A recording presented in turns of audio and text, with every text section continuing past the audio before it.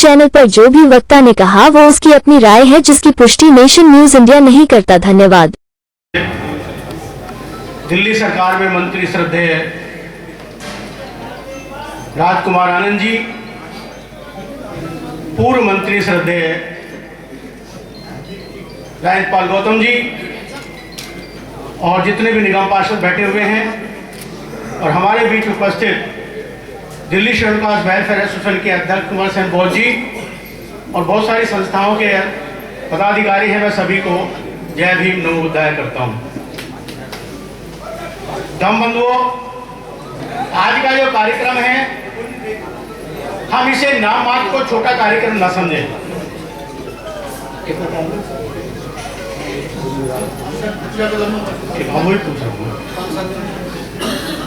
देखिए, जिस समय भारत में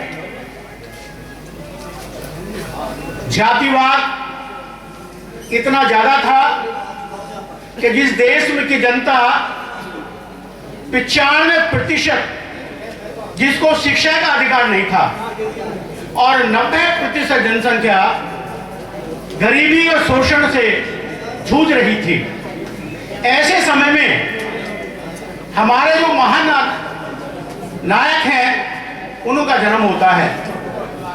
जैसे महाराष्ट्र में ही कई हमारे नायक पैदा हुए, जिनमें से ज्योतिबा फूले, डॉक्टर अम्बेडकर और बहुत सारे लोग वहां महाराष्ट्र में पैदा हुए। इन्होंने उस समय जो जाति का ह्रास हो रहा था, पढ़ना हमें नहीं दिया जाता था, तो उन्होंने एक बात कही थी कि भाई जब तक हमको ज्ञान नहीं होगा तो ज्ञान नहीं से हमें फिर समझ नहीं आएगी, समझ नहीं आएगी तो फिर हमारा विकास नहीं होगा, और जब विकास नहीं होगा तो हमें शिक्षा नहीं आएगी, और जब शिक्षा नहीं आएगी तो ऊंचे पदों पर हम कैसे जा सकते हैं। ये विचारधारा ज्योतिबा फूले की थी और उसी विचारधारा को आगे बढ़ाते हुए उन्होंने समाज के उत्थान के लिए काम किया। देखिए, जिसका अब हम जन्मदिन मना रहे हैं, सावित्रीबाई फूले जी का 9 वर्ष में जब उनकी आयु थी 1840 में उनकी शादी हो गई, और शादी होने के बाद वो अनपढ़ थी, लेकिन इसके साथ ही सबसे पहले ज्योतिबा फूले ने अपनी पत्नी को पढ़ाया और पढ़ा करके इस योग्य बनाया कि वो महिलाओं को पढ़ा सके। तत्पश्चात उन्होंने समाज में जो विकृतियां थी, समाज में शोषण था, समाज में जो अहित था, उसको उन्होंने अपने दिमाग में सोचा और 1848 की जो क्रांति कम्युनिस्ट पार्टी की हुई, उसने उनसे समझ लिया जो घोषणा पत्र था। उसने कहा कि जब मजदूर और किसान जिस देश में यूरोप में पिस रहे थे और वहां आंदोलन हुआ और वो स्वतंत्र हुए, तो अगर हम ये क्रांति लाएंगे तो हमारे देश में जो अशिक्षा है वो समाप्त हो जाएगी और शिक्षा आएगी। ये आंदोलन लेके चले। इसके साथ ही जिस समय वहां पर औरतों को जूते चप्पल पहन करके नहीं चलने दिया जाता था, अपने पति से अपने परिवार के सामने बात नहीं कर सकते थे, खाना साथ नहीं खा सकते थे, पढ़ने की बात तो बहुत दूर की बात है, समाज में बराबर का अधिकार नहीं था। उस समय सावित्रीबाई फूले ने अपना अध्ययन किया और एक प्रौढ़ शिक्षा केंद्र खोला और उसमें पढ़ाना शुरू किया।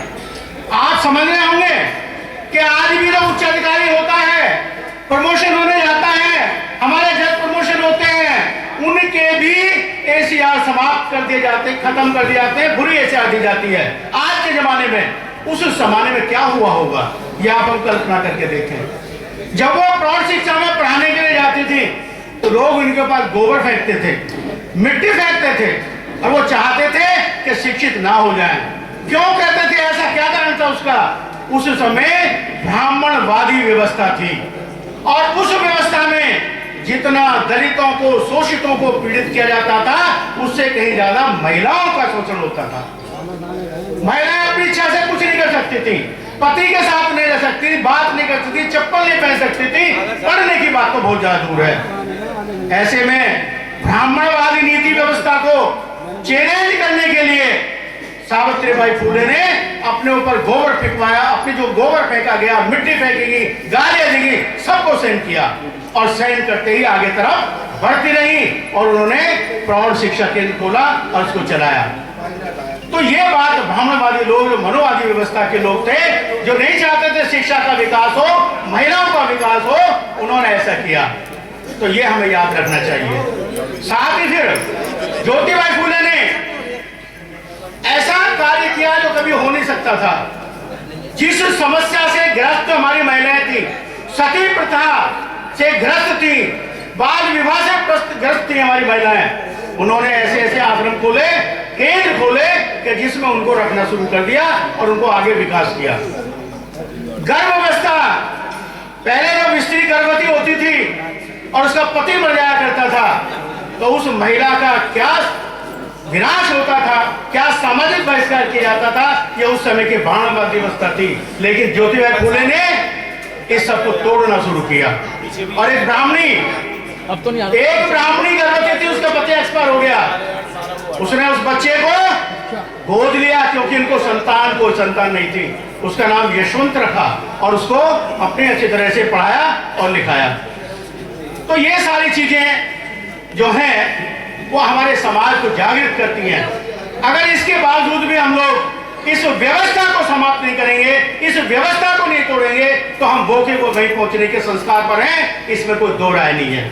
इसलिए बाबा साहब का सपना था भारत को बौद्ध में बनाने का, बाबा साहब का सपना था भारत को बौद्ध में बनाने का। आप सभी बौद्ध बनिए, शिक्षित रहिए और पुरानी परंपरा को तोड़िए। इन्हीं शब्दों के साथ सभी को जय भीम, जय भारत, नमो बुद्धाय। Press the bell icon on the YouTube app and never miss another update.